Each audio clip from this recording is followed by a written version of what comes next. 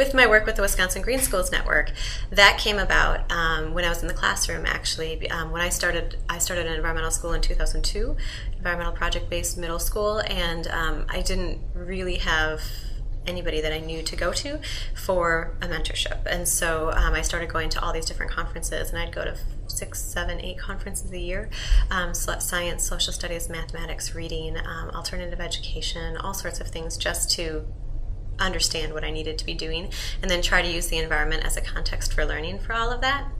And then over the next few years, a couple other environmental project-based schools started up in the state, and we got together in 2008, 2009, and said, we should really have a network in the state, and we should start the Wisconsin Green Schools Network. So we did that and developed some professional development opportunities.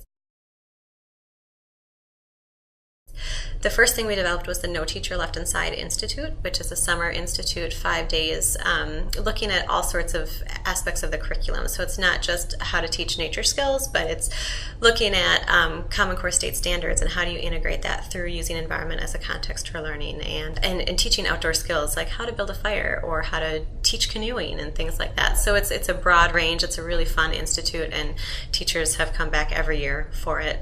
We change it up. We change it up every year just to keep it interesting and help teachers get new skills. One of the things that's valuable about the No Teacher Left Inside Institute, or at least the teachers have told us is valuable about the Institute, is that it's this coming together of this of like-minded teachers to help them go further in their practice, and to help them really deepen their teaching experience. And so we have one teacher who's been at every single institute. He hasn't missed one yet, and he keeps coming back because he says it's the one place where he can go and get something that is immediately useful in the classroom tomorrow.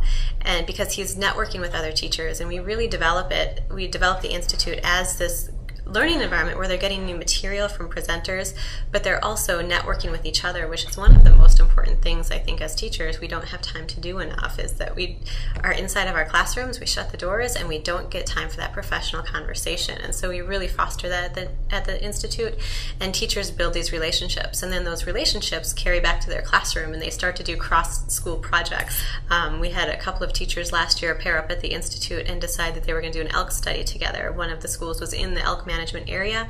One of the schools was not, but was very interested in it. And so they worked together throughout the school year doing some Skyping sessions and things with their students to learn about the topic.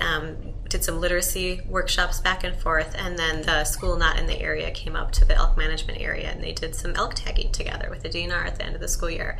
And so the Institute just really helps build relationships with teachers, and those long-term relationships where it's not just like a 45-minute conference session and you're like, okay, see you later, but like you spent 5 days with these people, sleeping in the same dorm as these people, and canoeing with them and rescuing them out of canoes or out of the water and all of these things. So you really start to build good relationships.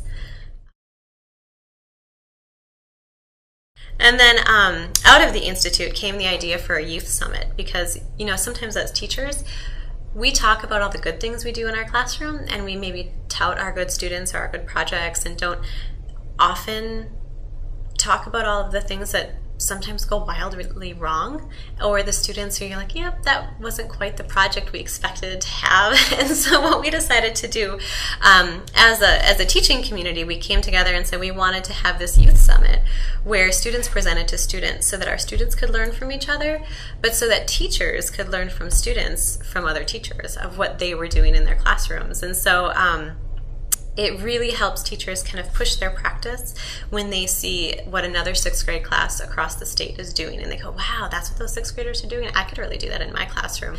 And it gives them great ideas from a student's perspective of things that they can take back and implement. So we do that every spring, and we bring students together in central Wisconsin to present their projects. The students are the stars of the show that day, and the teachers sit back and watch, but they're all learning from each other and learning from all these students.